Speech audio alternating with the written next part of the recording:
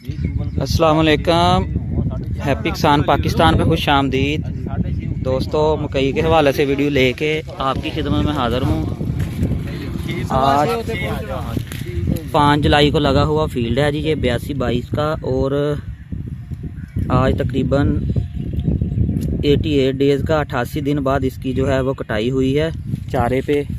ये आप देख सकते हैं जी पोजीशन इसके प्लांट की।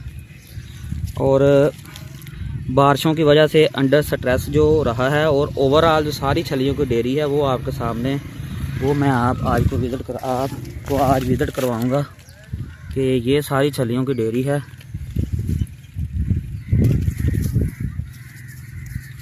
और ये है जी इलाका साहिवाल का, और फार्मर जो है वो ये एक्सपेक्ट कर रहा है कि ये जो मकई हमारी तकरीबन 40 मन एवरेज आएगी, 40 मन, और जो मेरी कैलकुलेशन है ये 50 प्लस आएगी, तकरीबन 55 से 60 मन इसकी पैदावार जो है वो नज़र आ रही है।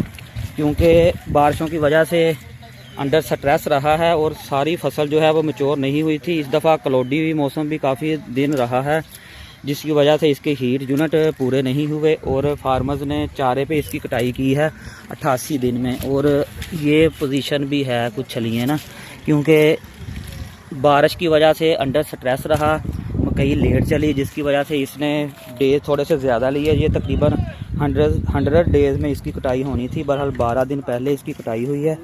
और इंशाल्लाह ताला इसकी जो टोटल औसत पैदावार आएगी वो भी मैं इंशाल्लाह ताला अपने दोस्तों के साथ शेयर करूंगा। तो अगर फीलिंग के हवाले से देखा जाए तो बहुत ही ज़बरदस्त इसकी फीलिंग है, कोई किसी किस्म का फीलिंग में इशू जो है वो नहीं आ रहा।